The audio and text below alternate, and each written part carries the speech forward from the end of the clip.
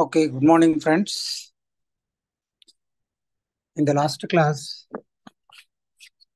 we discussed about agricultural meteorology, then soils, different types of soils, and also we discussed about the fertilizers and the manures. Briefly, just recapitulating what we have done in the last class. In agricultural meteorology, we discussed about various environmental factors that affect the cropping systems or the cropping patterns, which include the temperature of the area, rainfall of the area, the relative humidity of the area. All these factors, influence the farmer to choose the crop and to choose the season and to start cultivation. So if there is an excess of rainfall, farmer may not be getting the required yield. If the temperature is very high, so is the case. If the relative humidity is more, so is the case. So also the wind, speed of the wind that is occurring in a particular area also matters in uh, cultivating practices. Now, apart from that, we discussed about types of soils. We know soil is the richest material that is present on the globe. I told you it is richer than your gold and platinum because they are not regenerating. But whereas soil, it regenerates. The sustenance of the life on the planet globe is because of the soil. Now we have seen different types of soils. Primarily, soils are of three kinds. One is sandy soil, then alluvial soil. The third one is, uh, silt soil. So when the silt, when the sand, they are in equal proportion, such ideal soils which are preferred by the farmer to take up cultivation are known as loam soils. So primarily these are soils. And then we also discussed about, um, the manures. The manures, say the fertility of the soil. The fertility of the soil is lost because if you go on cultivating year after year on the same field, the crops you are growing, they draw whatever the nutrients, minerals that are there in the soil. And in due course, the soil becomes infertile. It will not support the growth of the crop. Or even it may help you to reduce your or it affects your yields. So in order to increase the yield, then what we have to do? We have to replenish the fertility of the soil. Generally, the materials that are used to replenish the soil include such matters include what we call, or they are classified as, um, organic, inorganic, and bio.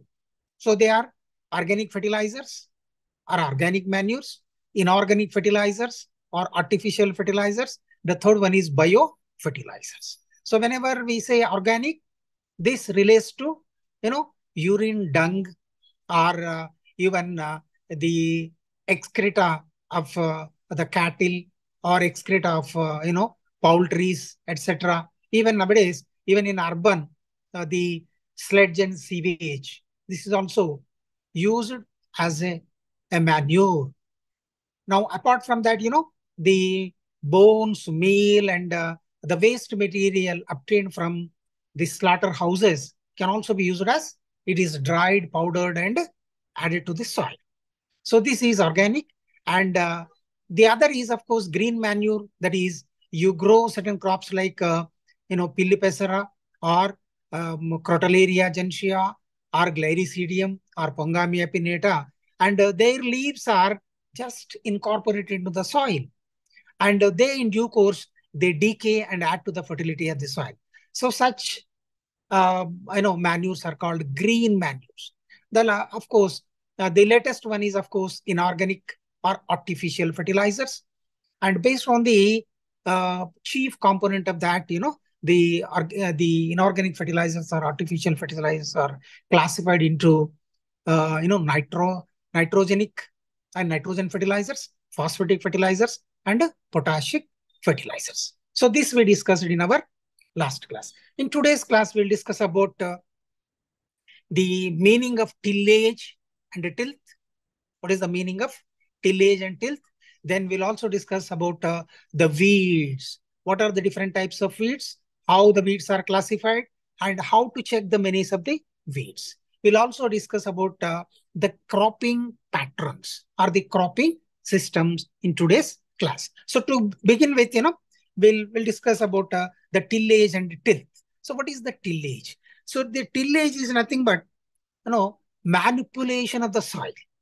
Manipulation of the soil by using, either, bullock carts or bullock drawn implements, or nowadays mechanical tractor drawn implements are there.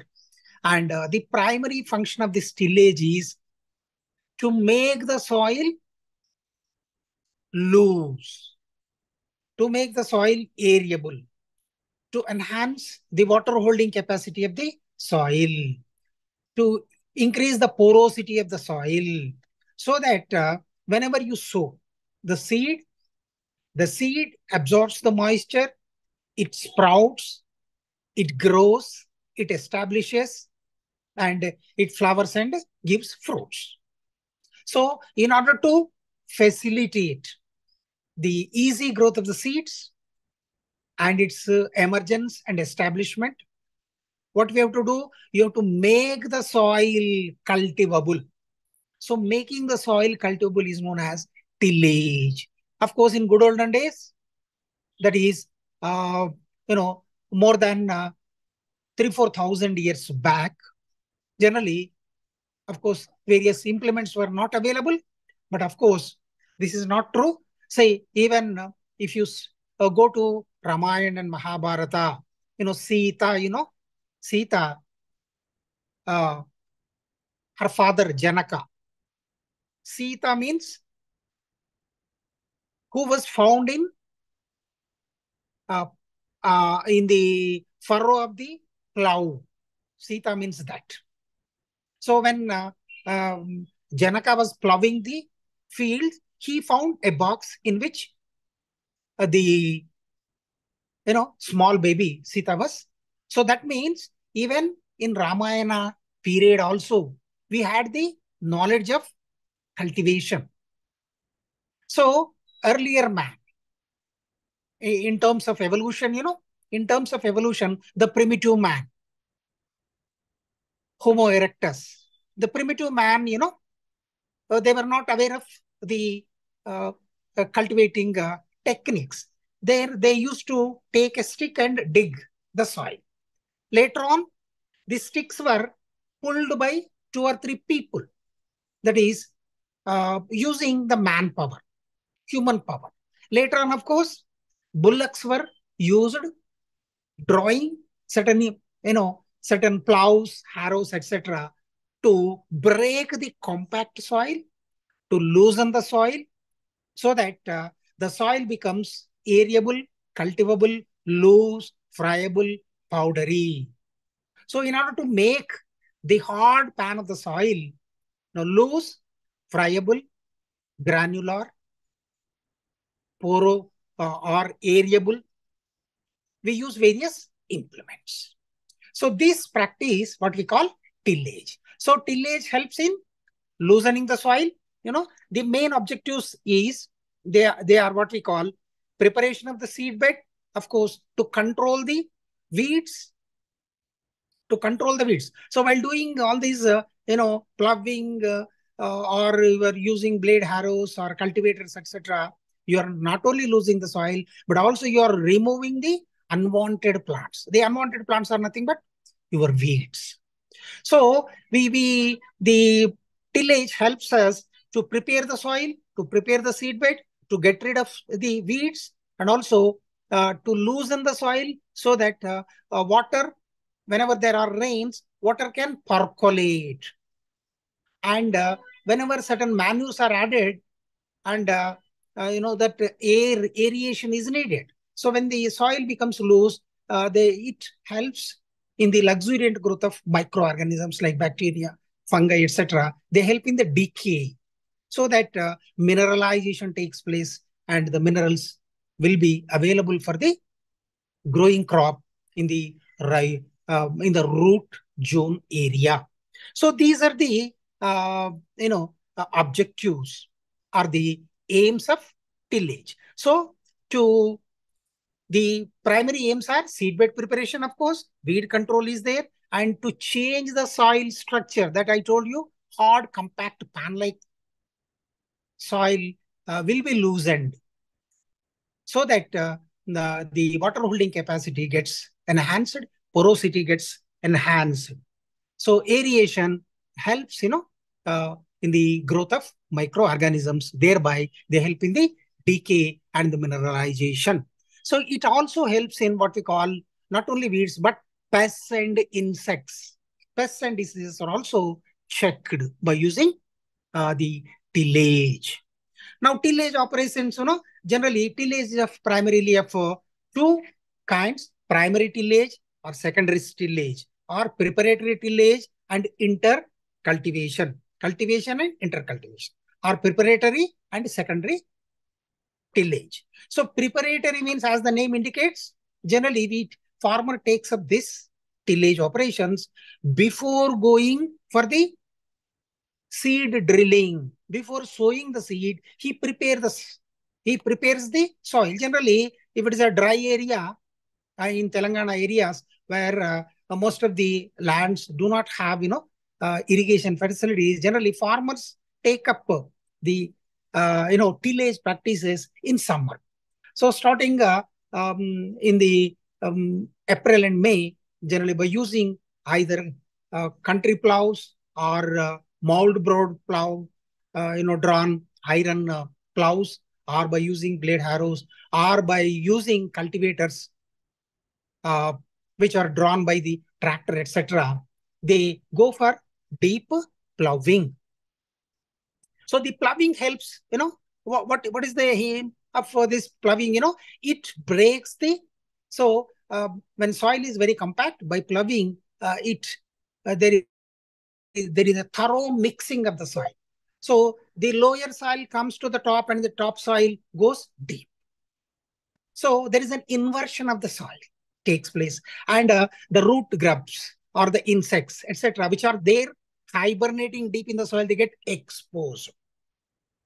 So, this is. And what about the secondary tillage? Secondary tillage means after primary tillage, generally when plowing takes place, clods of very big size come out. So that field with big clods is not convenient for growing. So then they are to be broken into small pieces, and they are to be leveled.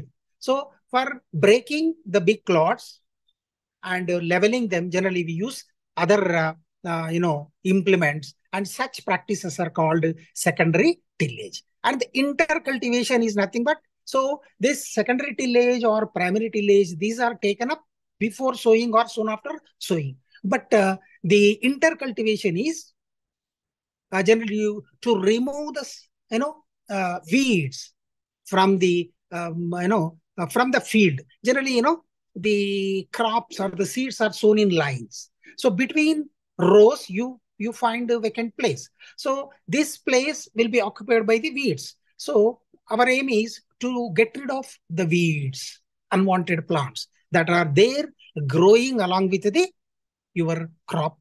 So this, by using what we call dante or small blade harrow implements, we get rid of these unwanted weeds. This removal after the emergence, so when the crop grows to a height of 1 to 2 feet, generally the farmer does what we call intercultivation. So this is called intercultivation. Of course, then This plows, implements. Examination point of view, this is very, very important. They'll ask you to draw what is the country plow. Draw the country plow and label it and mention its prime uses. Or they will also ask, a mould broad plow. Draw the diagram of a mould broad plow and label the parts, different parts. And what we call, a blade harrow. Describe the structure of blade harrow and label its various parts and mention its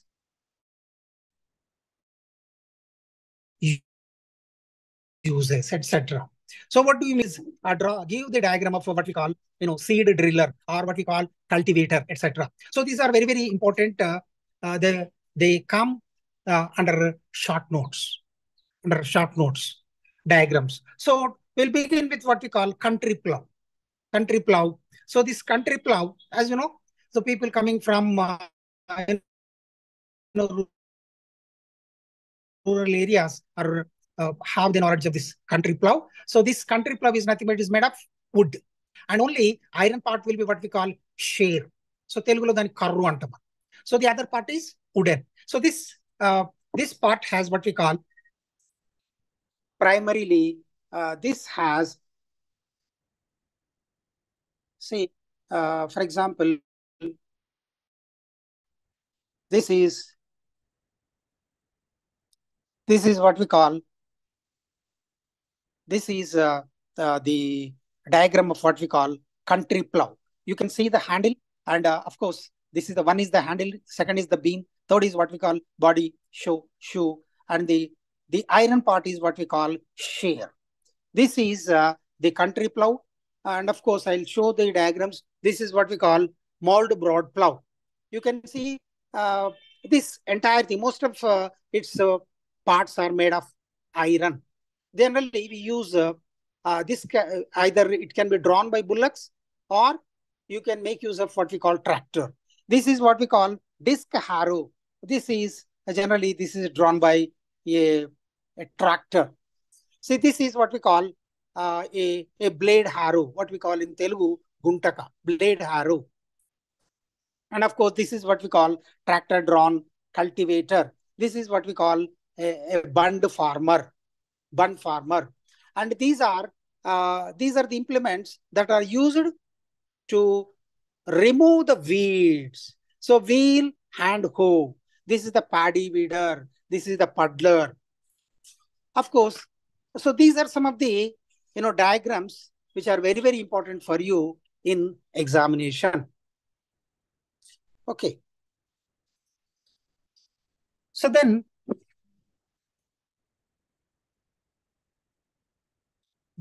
you can see this wooden plow.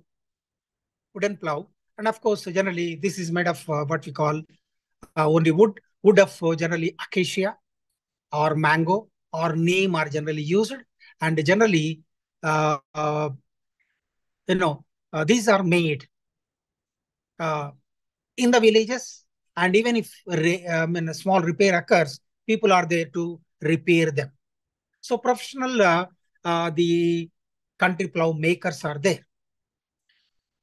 And this country plow, generally these are of various kinds, and generally the indigenous country plow. So generally, even under objective also, you may get which wood is generally used to make country plow under multiple choice. So you can mention tumma or acacia, neem, and mango. So these are generally the trees or the wood that are used in making country plow.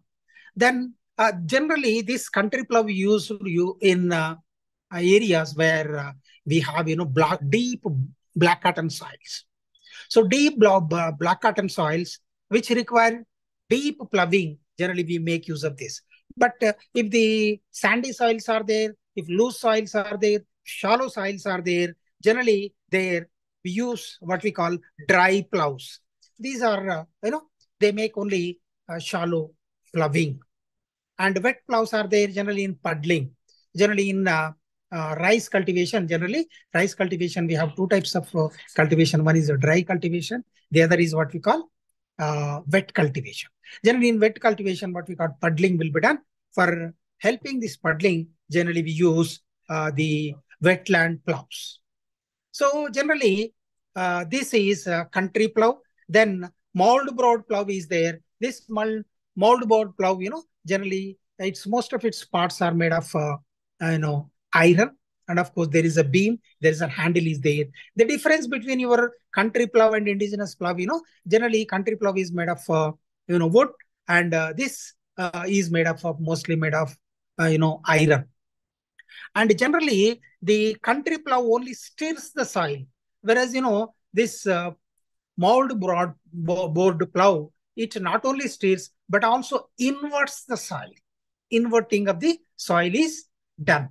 So generally, the country plow makes V-shaped furrows, whereas it makes this mold board plow makes rectangular furrows.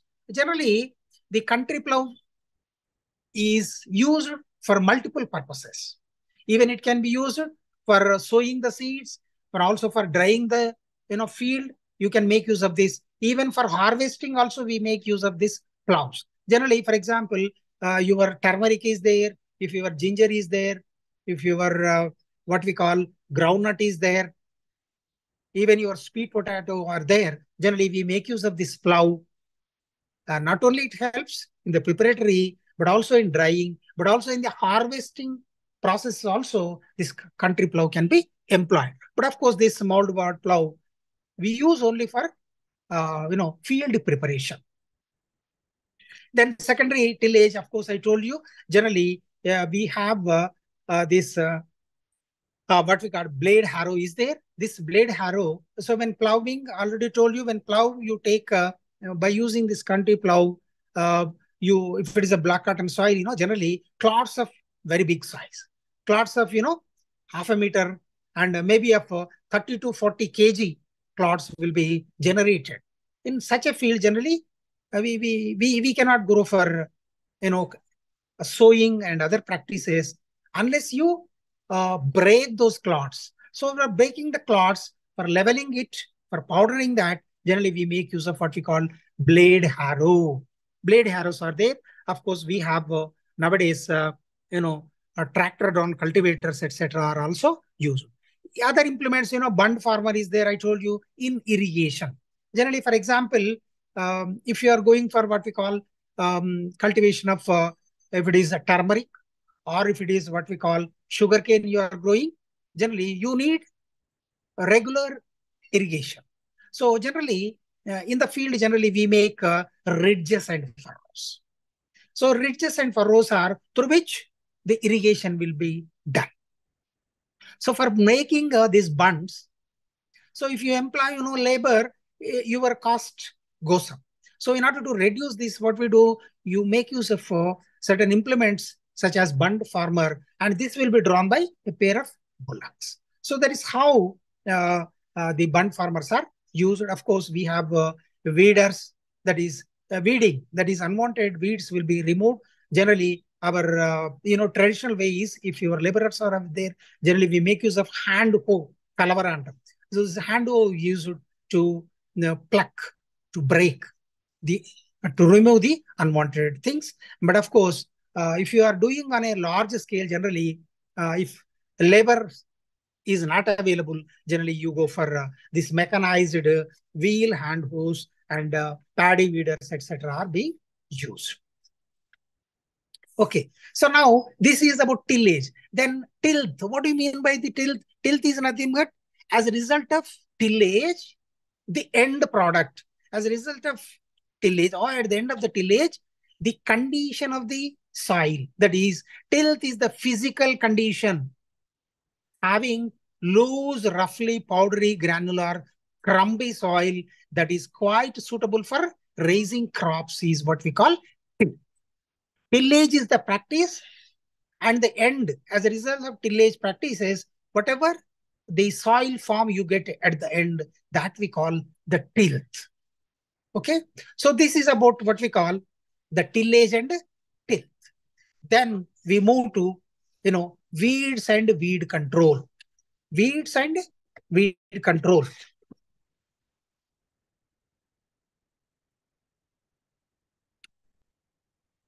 So now we move to weeds and weed control is there.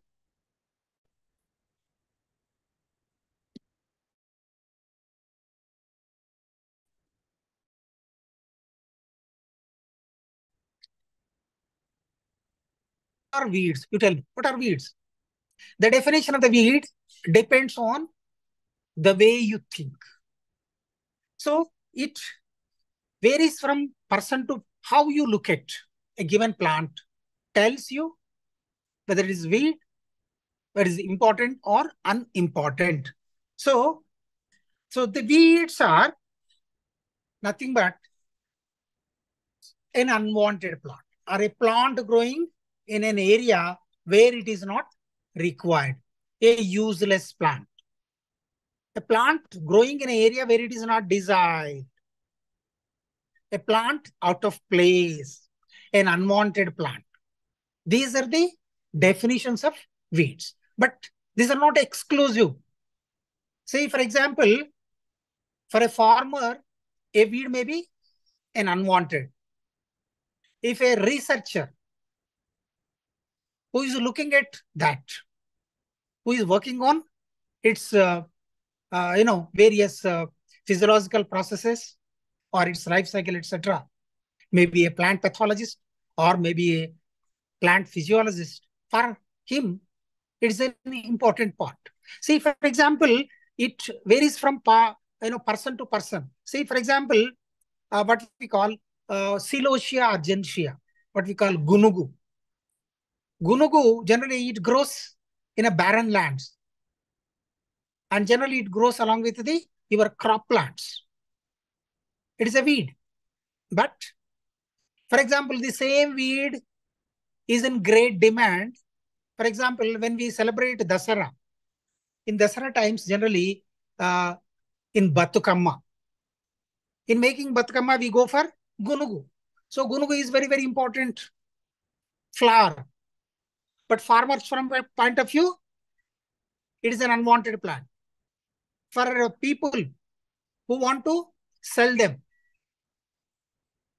who do business on them during those times, it is an economically important plant. So the definition of the weed varies from person to person. How you look at a given plant varies from person to person, from season to season. See, for example, all weeds, say, you'll be surprised. Ayurveda, which is our traditional Indian system of medicine, which has been in use for thousands of years. Here, the Ayurveda is nothing but herbal medicine. Most of the herbs are weeds. So that means it is not an unwanted plant. For Ayurvedic doctor, for a practitioner, weeds are very, very important. But in the same time, they are unwanted for the farmer. I think now your understanding of weeds is clear, very clear, I suppose. Now, how do weeds affect farmer? Weeds, generally they compete. So weed, an unwanted plant. See, for example,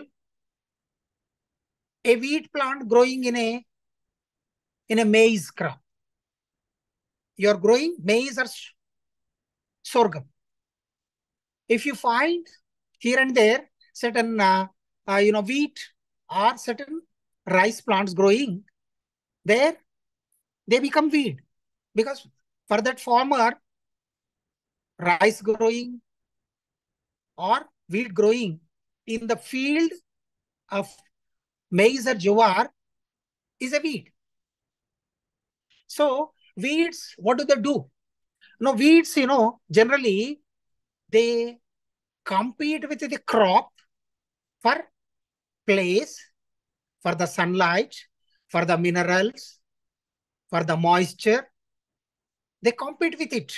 Thereby, they reduce your yield. They not only reduce your yield, but also they interfere with the quality of the produce. If your produce has, unwanted seeds, generally you get lower price. So they not only reduce your quantity of the yield, but also the quality also gets reduced. So such unwanted plants which interfere with which compete with the croplands, which interfere with the yield, which damage the quality of your produce are your weeds. This is one side. But weeds also have the other side of the weed is weeds can be used as vegetables. Weeds can be used in medicine. Weeds can be studied by pathologists.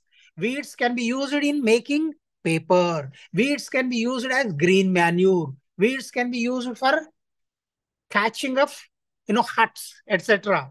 Weeds can be used for beautification. Weeds can be used as green manure, and weeds can be used as pollution indicators.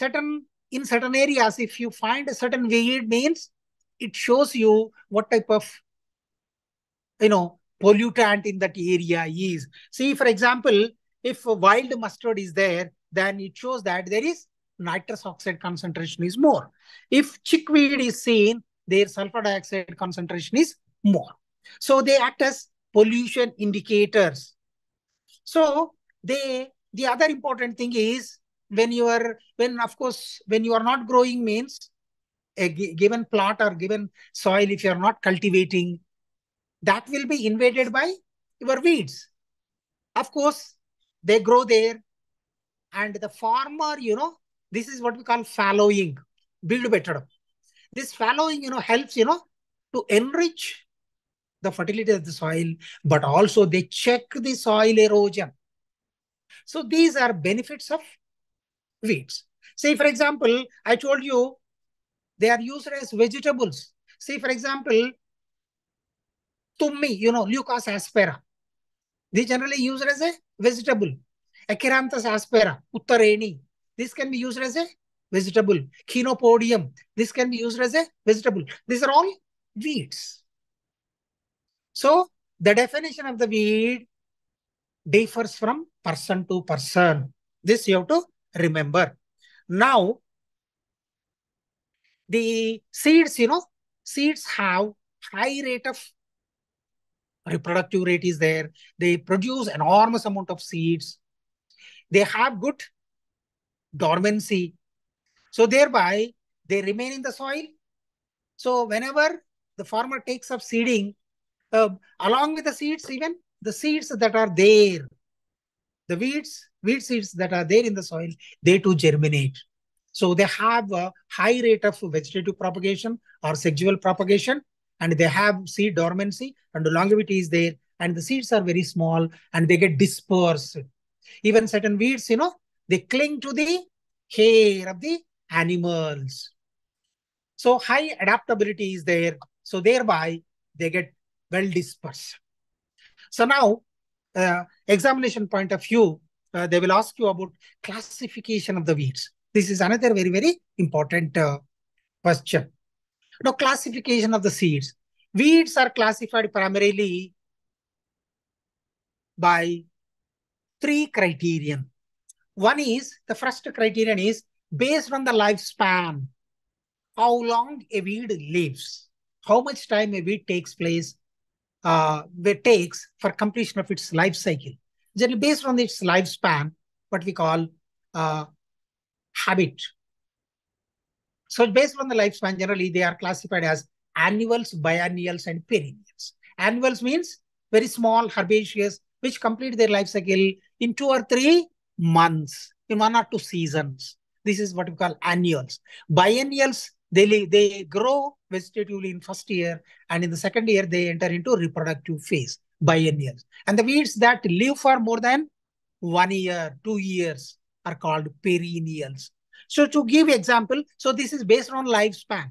See, for example, annuals. Annuals are, for example, your Eclipta alba is there, Tridax procumbens is there, Legasca mollis is there, Sida glutinosa, Cleome viscosa, Argemone mexicana. These are very small plants which complete their life cycle within 2 or 3 months or within one season. Such plants are called annuals. Biennials, they grow for 2 years. In the first year, they grow vegetatively. In the second year, they enter into reproductive phase. To mention them, Ipomia repetans is there, Merimea imaginata, Acheranthus aspera is there, Alternanthera echinata, Goldenlandia umbellata. These are all biennial herbaceous plants. Then perennials. Perennial herbaceous are, they live for many years. Say, for example, Tephrosia purpurea, Lantana camara is there, Lipia nodiflora is there, Indigofera asphaltoides, Celosia polygonoides. These are Cypress rotundus. These are all, they live for many years. So annuals, biennials, and perennials. This is one way of classification. The second way of classification, the best classification based on their angiospermic character. Based on their angiospermic character, they are classified as monocots and dicots. This you know well. So all single cotyledon bearing and with parallel venation and fibrous root system, they fall under what we call monocots. Dicots, they have two cotyledons. They have what we call taproot system, and they have reticulate venation. So all broad-leaved plants come under dicots. All narrow-leaved plants come under monocots. So based on these angiospermic characters, they are classified like this. So for example, narrow-leaved, almost all the Graminae and Cyperaceae members. All Graminae and Cyperaceae members, for example, Cynodon dactylon, Panicum, Cypress rotundus, Citeria italica, Saccharum species. These are all monocots. And dicots 3, for example, broad-leaved, your Euphorbia hitra, Philanthus medraspetensis, Celosia argentea, Plantago alternanthera is there, Acanthospermum hispidum is there, Abutilon, Tephrosia, Lantana. These are all broadly. Very, very easy to identify them. This is the best classification and very easy to identify. And based on these angiospermic features only, now weedicides are used. Weedicides are the chemicals that are used to get rid of weeds. Say, for example, if you are growing jowar, maize, rice, wheat, barley, in them, the broad-leaved dicotyledon plants are weeds. Vice versa. If you are raising pulses, if you see your cynodon or, cypress, narrow-leaved, there, the narrow-leaved ones are weeds. So based on the angiospermic characters, they are classified. This is the second mode of classification. And the third is special type of classification. Based on the special type of classification, they are classified as parasitic, poisonous, and aquatic. Parasitic means, see, generally, plants are autotrophs. But there are certain plants which depend on other plants for their nutrition. Such plants are called parasitic. These parasitic plants are classified into what we call complete parasites, partial parasites. Or based on the association with the host plant, they are what we call stem parasites or root parasites. So, for example, complete stem parasite, Cuscuta. Partial stem parasite, your Cassita, Loranthus. Complete root parasite, Orabanki. Partial root parasite, Striga. So these are all parasitic plants. So in parasite, two types of association. One is host, the other is parasite. Host is the plant which suffers loss, and parasite is the gainer. One is the loser, the other is the gainer. That association we call parasitic, post-parasitic relationship. Okay. Then the third one is what we call based on the special features. Based on the special features, generally they're parasite, they are poisonous. Especially these are all what we call uh, you know uh, dangerous plants, poisonous weeds. Poisonous weeds are, for example, Datura fastuosa. Datura fastuosa umentantam. So this Datura fastuosa leaves, stems, even the seeds, they are poisonous. They have alkaloids like atropine, hyoscyamin, and these are very poisonous for the maybe human beings or for the cattle, etc. And Solanum nigrum is another thing, and Withenia somnifera is there, and Lacnaria pusilla. These are all what we call poisonous weeds. And the last one is, for example, your aquatic weeds. So far we discussed about the plants that are seen or unwanted plants or uneconomic plants seen growing in the terrestrial habitat. And even we have, plants growing in aquatic habitats. Even aquatic habitats, say, they spoil the beauty of your ponds, your reservoirs, your wells, your swimming pools. So such plants which are growing in the aquatic areas are called aquatic weeds. Say, for example, a good example and the famous example is your Eichhornia crassipus growing uh, in Hussain Sagar. In Hyderabad, Hussain Sagar, the Hussain Sagar lake is dominated, polluted by this water hyacinth, Eichhornia crassipus. So Eichhornia crassipus is there. Your what we call even pistia is seen growing, Eichhornia pistia, and many other plants. Say, for example, typha is growing, nymphia is growing, marsilia is growing, hypomium is growing. So salvinia. These are all aquatic plants growing in the aquatic environment. They spoil the beauty of the uh, reservoirs. They convert this beauty of the water and they spoil the water even by releasing certain, uh, harmful chemicals into the, environment. Even the fish death is also reported. So because the effluents are added into the, or effluents enter into the water bodies, thereby they support the luxuriant growth and there, the biological oxygen demand will be more and fish and other aquatic animals die of low oxygen levels. Then weed control. How to control weed? So there are primarily three modes of weed control. One, what is called mechanical. The other is chemical. The third one is biological. Mechanical means you employ labors. By using hand hoe, etc., you pluck, you break, you remove them. This or by using secondary intercultivation, you remove that. This is what we call mechanical. Mechanical is very, very good and ideal. But the thing is, farmers, you know, uh, input cost goes up because he has to employ laborers.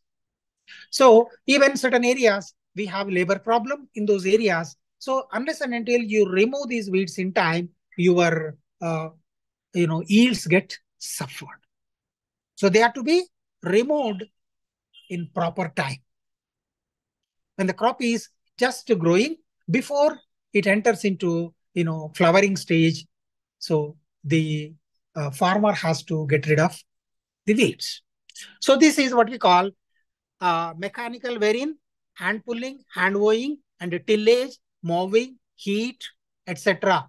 Heat means in certain areas, farmers spread black, plastic sheets over the soil. So under this, too much heat is generated and they get heat killed.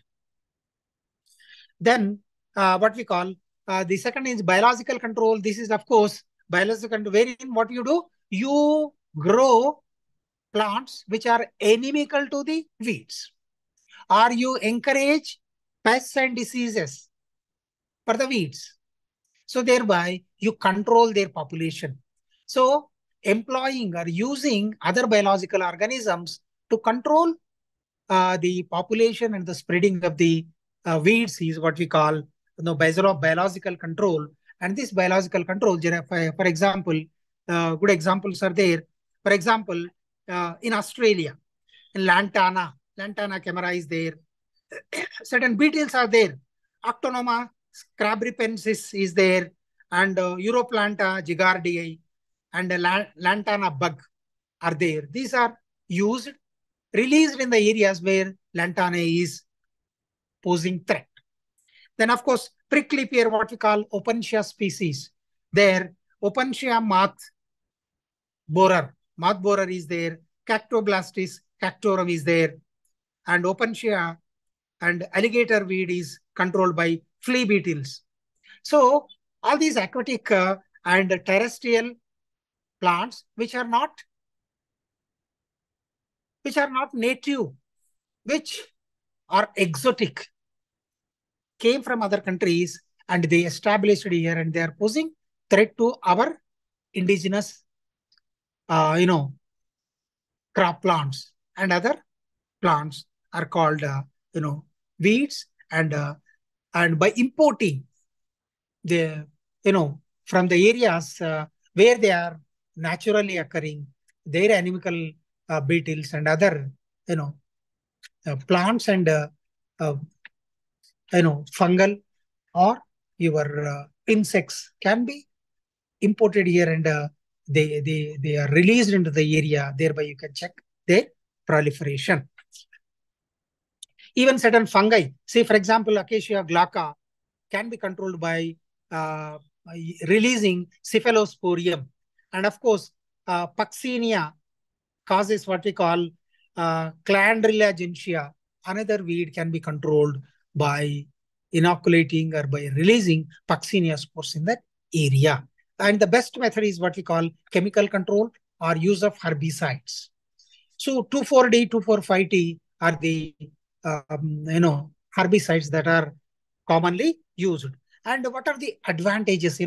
So if what we call, if the liver problem is there, you can use these herbicides. You can spray them. So within a short span of time, even in a day, even 5 to 10 acres can be sprayed by using these herbicides, and thereby you can check. So good number of these herbicides are available, but the thing is, they have many advantages, but there are certain disadvantages too. So limitations or disadvantages is they spoil your environment, they pollute your environment. Then the other thing is the remnants of your herbicides are remaining even on the leaves, seeds, your fruits, etc. So they are polluting your environment. Even the cost effect will be there, and the environmental effect is there. And even some people, some bad people, even they use these herbicides in their enemies, crop will be destroyed by spraying these herbicides. So these are, disadvantages. But advantages are overweight than the disadvantages. So generally, you have to name at least remember 2 or 3 herbicides. 2,4-D is there, 2,4,5-T is there, glyphosate is there, and atrazine is there, butachlor is there. These are some of the herbicides. Herbicides means which kills herbs. Herbs are here weeds.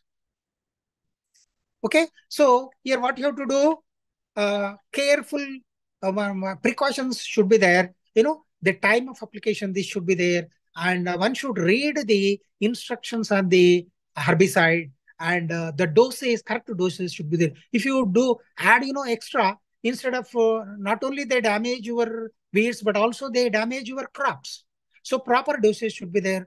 At proper time, they are to be sprayed, and at proper speed also they are to be sprayed.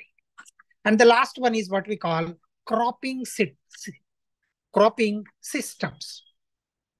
Cropping systems. So these cropping systems, these cropping systems means what type of uh,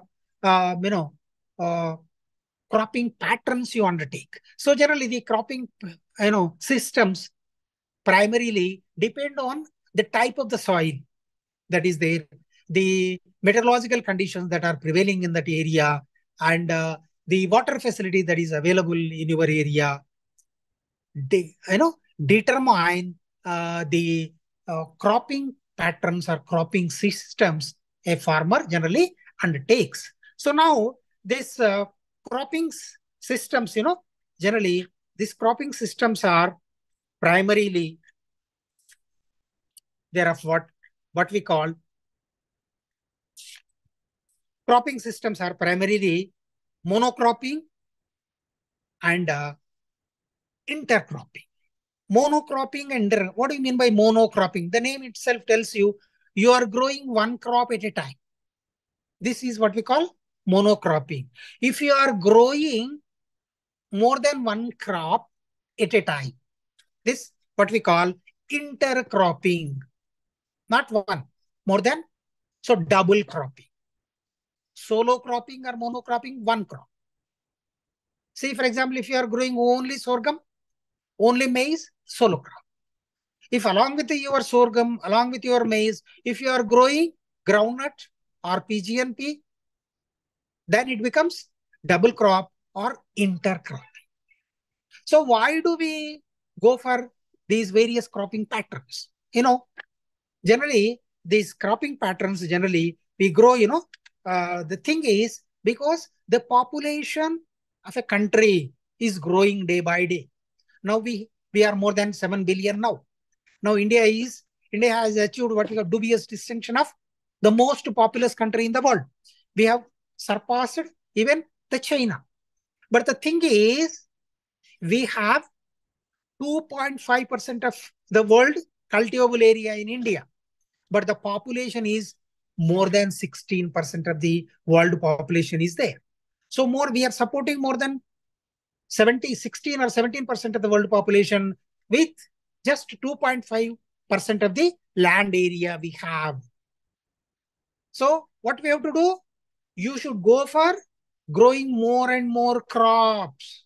This raising more and more crops in the same field is what we call multiple cropping. This is what we call multiple cropping. Now, of course, I think you might have seen today's paper. So Government of India, under the leadership of PM Modi, has awarded Nobel Prize, the Bharat Ratna, which is equivalent to Nobel Prize, India's highest civilian award. That is, Bharat Ratna has been awarded to famous agricultural scientist M.S. Swaminathan. Of course, PV Narasimha Rao also got Bharat Ratna. But here we are dealing with agriculture, that's why we should make mention of M.S. Swaminathan, who is considered as father of green revolution in India. What do you mean by green revolution? Say in up to 1960s, Indian people, our crop outputs were very low. The population was very high. People used to die of starvation. Crop yields were very low because we used to do, good olden system of cultivation. The varieties that were available for long duration time. So your rice used to come for harvest after 4 months. Your jowar used to come for harvest 4 months or so. Longevity is more. In such cases, only one crop used to grow. But now, kudos, thanks to Green Revolution, people like Norman Borlaug, M.S. Swaminathan, who have contributed for Green Revolution in India.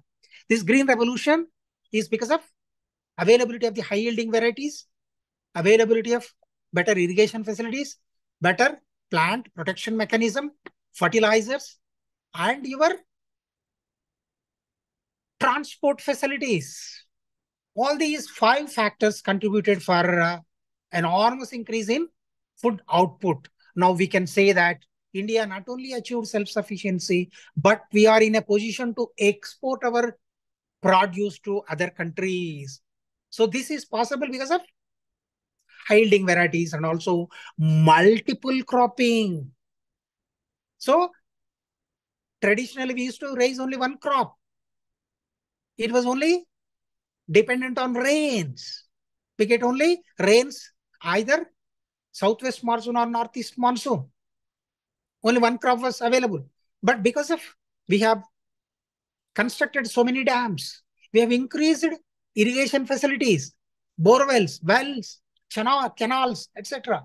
By using them, we have increased the availability of the water to the farmers. So when farmer has an assured water, he can raise more than one crop.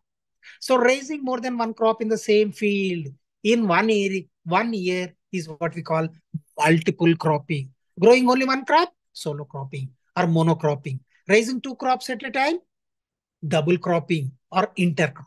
The intercropping is of two types. One, what we call mixed cropping, wherein uh, what we call the seed is mixed. Seed is mixed and seed is mixed and wherein intercropping, they are sown in separate lines. See, for example, jowar, your PGNP, red gram, or your jowar, green gram, black gram, or your what we call um, uh, um, peanuts. There, 5 to 6 lines, jowar, then 1 or 2 lines, your PGNP. Again, so like they are grown in separate lines. So if you're raising them in separate lines, this we call intercropping. Separate lines. Mixed cropping, wherein you mix the seed and sow them. So within the same line, you find more than 2 types of crops growing. This is what we call intercropping and mixed cropping. Then we see what we call multiple cropping. I told you, raising more than 2 crops, more than 2 or 3 crops on the same field in 1 year. This is possible when you have irrigation facilities. Now in this multiple cropping, this is what we call multiple cropping. In multiple cropping, what we call, there are two important processes. One is what we call relay cropping. The other is sequential cropping. Relay cropping means you grow the second crop before the harvest of the first crop. This is what we call relay cropping. Relay. You might have seen in running, relay running, wherein one person runs and the second one, they takes the baton and runs, one after the other. Continuity. This is relay. So you sow the second crop before the harvest of the first crop. This is what we call a relay cropping. Generally, in deltaic areas. For example, if you go to generally Godavari districts, East and West Godavari districts or Krishna district, where they grow what we call, say, rice in Kharif. Then when rice comes for near harvest, then just before a week, generally they sow the grams, your green gram, black gram, etc. Seeds are spread in the field. So by the time they sprout and come, farmer harvests his rice. He removes them. So then the second crop or the pulse crop, utilizing the minerals or the manures that are given to the first crop and the moisture that is there will be utilized and it comes very soon. So second crop is what we call, what do you call that? So this is what we call relay cropping. The other is sequential cropping. If assured water is there, then first crop will be harvested, then the land is prepared, then you sow the second. So after the harvest of the first crop, if you take up the second crop, this is what we call sequential, one after the other. Relay means simultaneously.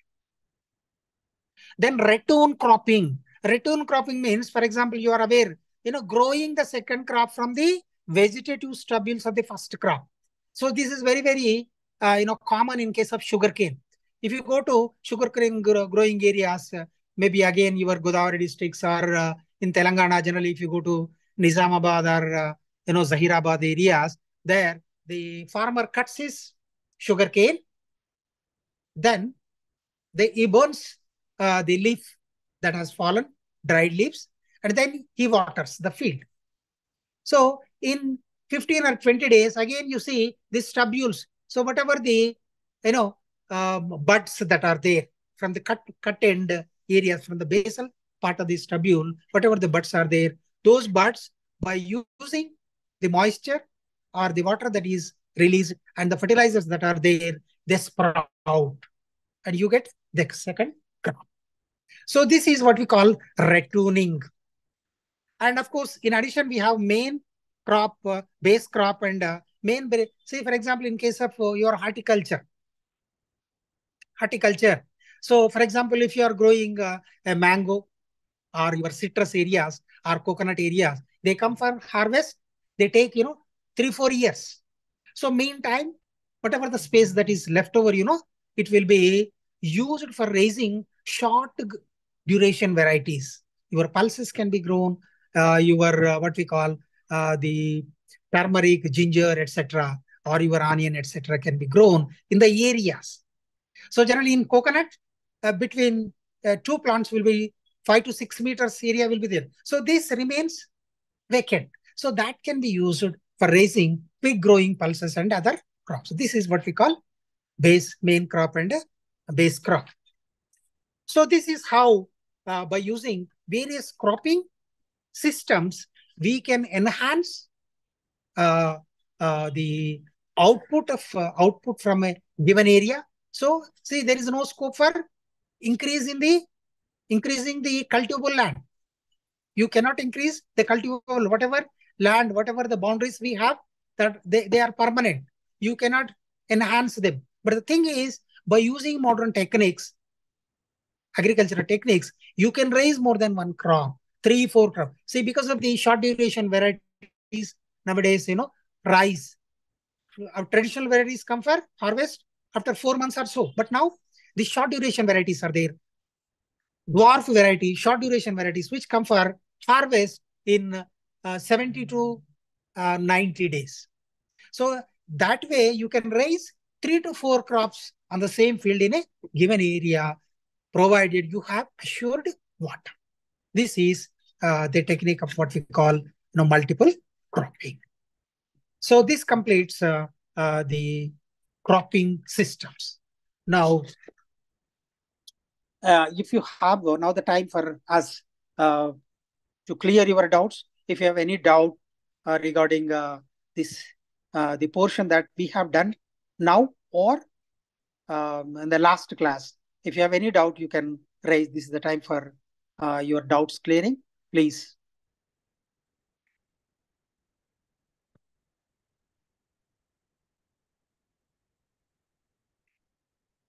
So if you don't have any doubt, now we'll call it a day, and we'll be meeting tomorrow to discuss about the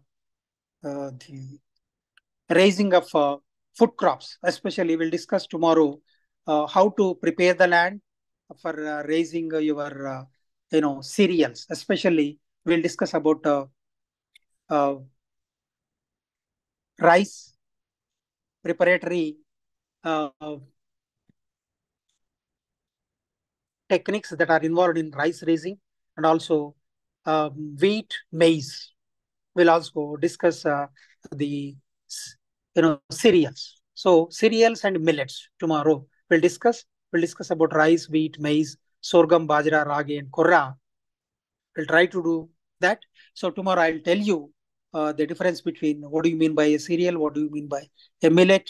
Nowadays, millets have become very popular. Now, how to prepare the land, how to take up the sowing, and how to get rid of weeds, and how to go for harvest, how to winnow them, how to preserve them, and what are the common diseases and pests that are occurring in these cereals and millets. We'll be discussing in the next class tomorrow uh, from 12 to 1. If no doubt, so let us close today's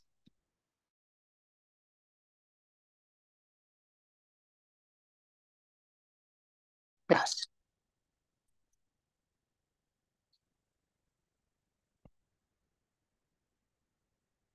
Okay. Thank you for giving a patient hearing.